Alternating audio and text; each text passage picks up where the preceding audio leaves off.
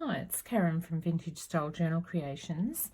As promised, I'm just going to show you a quick demo as to how my wax stamps turned out. I think you'll remember if you've seen my creating Fimo or modelling clay wax stamps, you'll see that I've made a few different stamps. This is one of my faves. This is actually taken from a beautiful old button, and this one was taken from a very funky looking earring.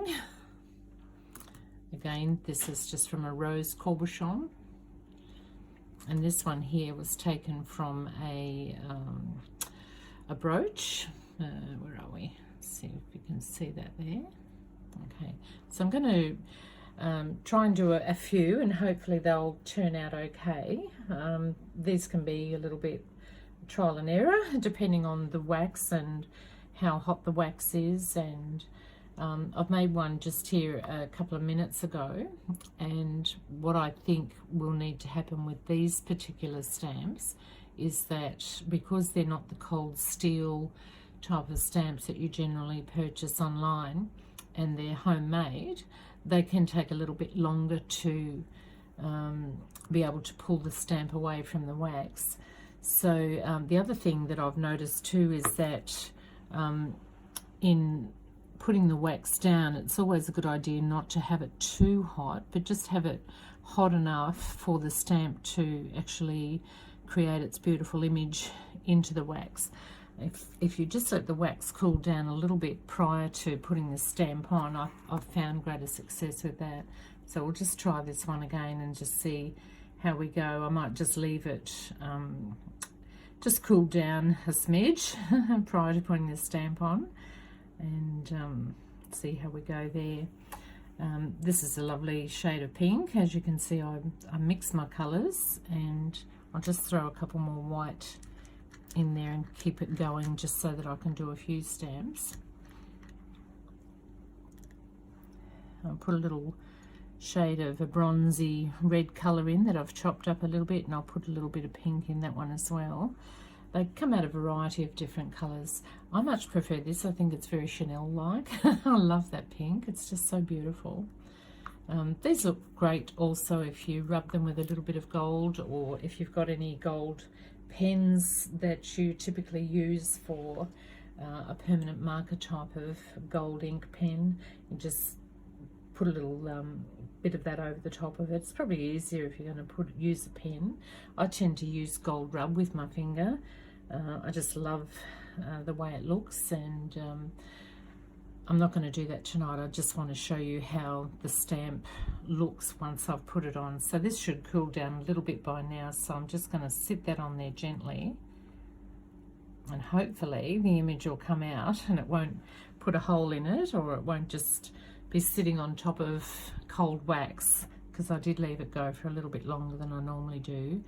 I left this one settle just a little bit, and it came out okay, but I wasn't really happy with it. It's sort of a little bit transparent at the back there, and when you're doing them on parchment or baking paper, you'll find that the stamp will lift up with the actual seal itself, because it's a surface that it just actually lends itself to that. So if you're doing a whole pile of these, it'll be a useful thing. But if you yeah, I think if you're putting them straight onto your beautiful works of art, or your lovely envelopes, or whatever you choose to put them on, they always look great, and you'll find that they'll come off easier because the stamp will stay put and you can lift up the seal without any problems.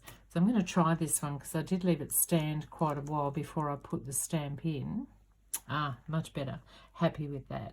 So here's the key. Even though it's not perfect and we don't have the little bits running over the edges, I love that. I love the way that's come out, and it's kept it even, and it hasn't given me a little hole in the stamp, even though you haven't got that beautiful edge on it. And I probably left it go for a little bit too long.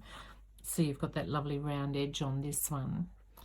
So there you go. I think I like that one better, because I don't like things that are absolutely perfect and, you know, cookie cutter looking. I'm just going to take this stamp off and I'm going to put another one on. We might go with the oval little girl or woman, whatever that was, off the brooch.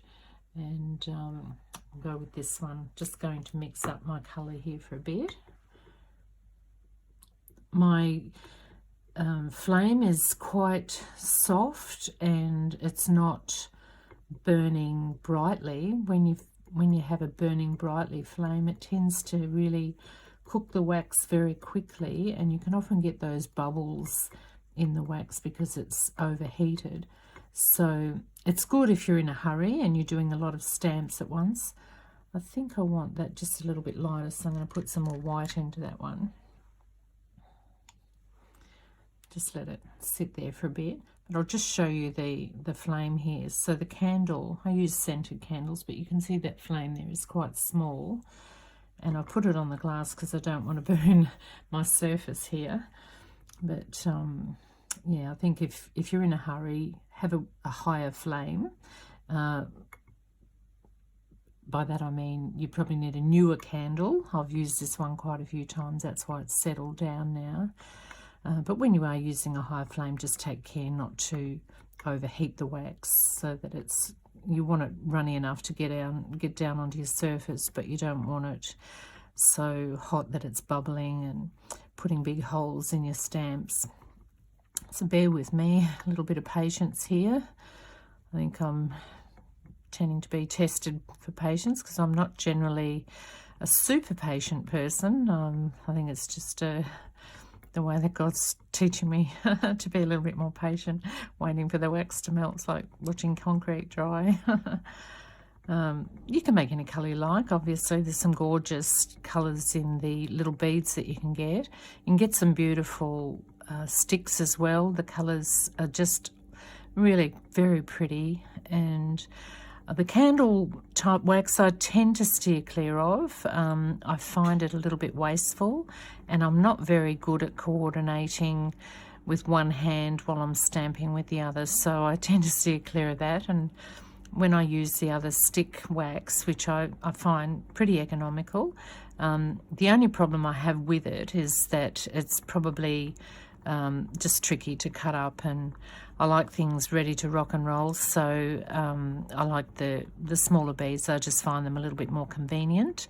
You may have other preferences, and that's great. That's your choosing day. And we all get a choice in these matters, and my choice is for these little beads because they're just so easy to use, and get them in a lot of different colours. Get them all over the internet. And okay, let's try this. As you see, I'm leaving the wax just sit there for a little while. I think I'm going to get a nice circle around the edge of this one, because you can see this one's it's oval. I haven't got a circle marked around the edge of it, and I've put a lot more wax on there than I need for this particular size. So I'm just going to see how it goes. I think we've probably left it long enough now, and just stamp it straight down. Not pressing too hard, but pressing a little bit, just so that I'm at least going to get some of the image onto there. So I'll let it sit for a few seconds. This is a little bit of a cheat's way. You don't put it on straight away, so it doesn't take very long, and you can lift it off then because the wax is almost set. So it's just been probably about 20 seconds. I'll just try and get it off. Yeah, really like that. Oh, that's really nice. So you see, a little bit of patience does pay off. Look at that. Isn't that beautiful? A little bit funky on the outside here, but you know, I don't mind that. And I've left a little bit here because I pulled it off too quickly. That's the back of it. But generally the back of it is actually going to go onto a surface. You can put some little sticky dots on the back of these, or you can just glue them straight down if you want to use them in that way. I'll take this one off, and we'll go for this one. And this came off a beautiful vintage pair of clip-on jewelry, clip-on earrings. So this one I have done before. I've used this one before with a pale violet-y coloured wax, and I was so impressed with the way it came out when I actually used a gold rub over the top of it. It didn't look a great exciting looking design without the rub on it, but we'll try it with the pink, and I think I'll probably need some more wax in there anyway, so I'm talking too much. We'll just get some more wax in, and I might speed that candle up a little bit, so I'll get another one going. I'll just double check that it's still on. These things can go out and you wouldn't even know it, but you know it because you're stirring the wax and nothing's happening. It's still hard.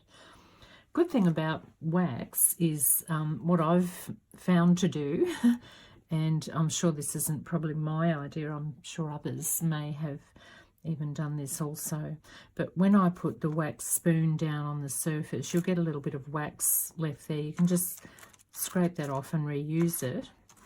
But the other thing that I found really good to do is sometimes on the bottom of the spoon you can get wax as you're pouring it out.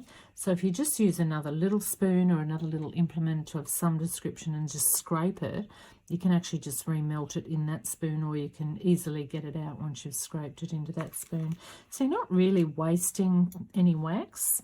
Of course, if you want to use a different colour, that's another thing. You'll just need to scoop it out or clean it with a piece of kitchen paper or something. But I don't like to waste stuff when it's not necessary to waste stuff. So, and that includes wax, because, you know, they might seem like just a couple of bucks for 100 little melty wax doodads, but when you add it all up, it does work out quite a bit over time. So I like to be frugal with how I use it, and try not to waste it where I can. So putting that extra white in has made this a really beautiful pale shade of pink. So I'm gonna dip this nice little wax stamp into that in a minute. I really appreciate your patience here, because it's quite tedious watching wax melt. I could be smart like others and try to speed it up, but I'm not really good at that sort of thing, so I'll just move that out the way. I'll put that down here onto the surface.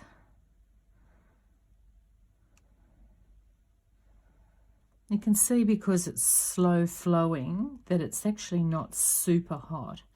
And I'm going to just be very clever here and turn that over that way, so I'm not getting a lot of waste on the bottom there. And give it a minute, and then while that's happening, I'll put some more pink in. Put a big pink in. I'll go through a lot of white actually, because I like to mix up the colours. Even if I'm using making a pink, I will use a certain amount of white with it, or as you've seen before, this gorgeous colour here, I'll put that in because it'll give it a little bit of an apricot-y pink look.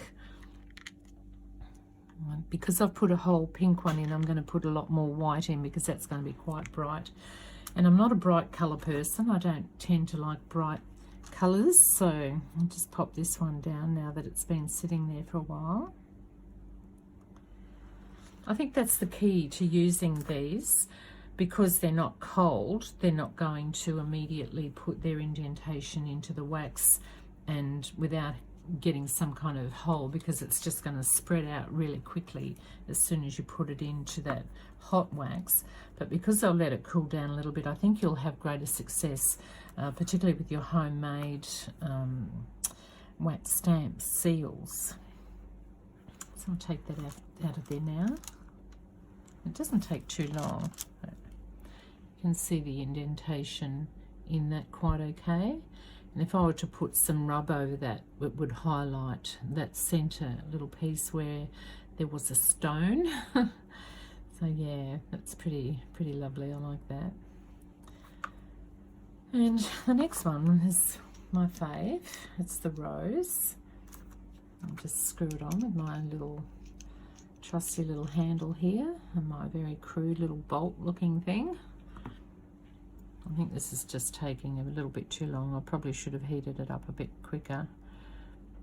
Bear with me and we'll just see what the pink rose turns out like. Actually, I might just get another candle.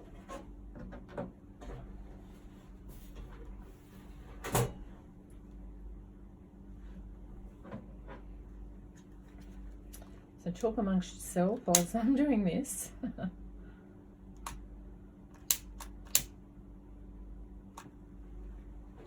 Some things are hard to watch, aren't they? A little bit slower than usual, so I'll just carefully lift that off there.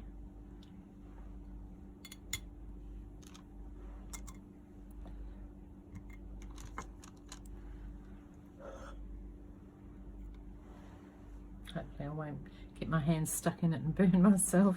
A little bit klutzy like that, but you'll find that the wax will melt a little bit faster now because I've got that really bold flame happening. Move it around a little bit, trying to hurry it all up. I'm not into the lolly pink, but I think having enough white in there, I'll probably tone that down a little bit. And you know, others are into the lolly pink, so if you're into the lolly pink, leave a message and I might send you one.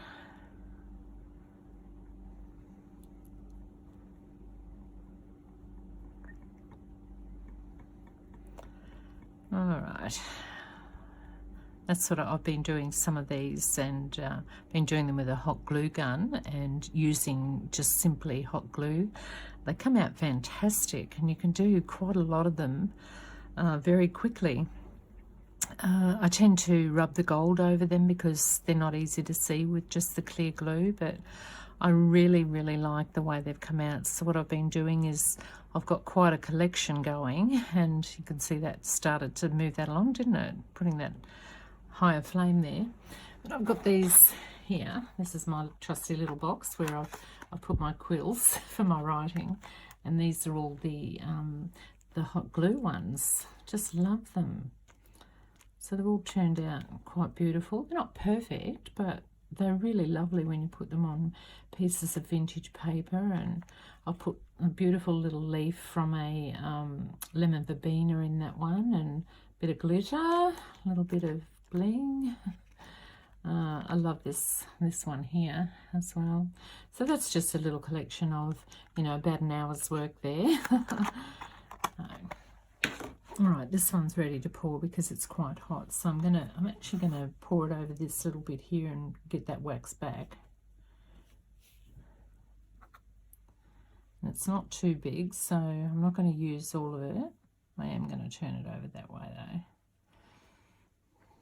As you can see, I can scrape that up there using that little spoon, so it doesn't get too can get a little bit smoky when there's a little bit happening there. I think it's probably just been a little bit too hot, so it's spread out a little bit more than usual. You can see the difference in the size of the spread there because it was a slower spread because it was a lot cooler. I'm sure that really blesses you to know that. Just about ready. I think I'll just let it cool a little bit longer. The beautiful thing about this wax too is if you don't like the outcome, for instance, if you don't like that, see, that's my cup of tea, but it might not be yours. And if you don't like it, break it up, stick it back in the melter, and you can reuse it. So let's try the rose. Right in smack bang in the middle there. Whoa, got a little bit of a rise out of that one, so that'll be interesting. You can see it's got a double lip on it because the outside was cool and the inside wasn't quite the same. Cool. But I'm thinking it's probably going to end up to look cool all round. Cool's such a sexy word, and well, that's me. I'm back there. Tend to use it quite a bit. My kids used to think it was quite cool to say cool, but I've always said it, nothing new under the sun. Language comes and goes, but old people like myself tend to keep saying cool and funky and all those sort of words that we used as teenagers. Haven't changed very much. Well, let's see what it looks like. Ooh la la, I like it. What do you think? It's got a bit of a double lip on it there, but that didn't look too bad. I like it, and I hope you've enjoyed watching this. Very interesting video, I'm sure, for some of you. And I'd really love to see some of your gorgeous creations. If you've made any of these lovely seals yourself, I'd really love to see you post a couple of pictures so I can see what you're doing. Thank you again for watching. I can be found at Vintage Style Journal Creations on Facebook, on Vintage Style Journals on Etsy, on Vintage Style Journaler on Instagram, and I'm Karen Grant on YouTube. Thank you for watching.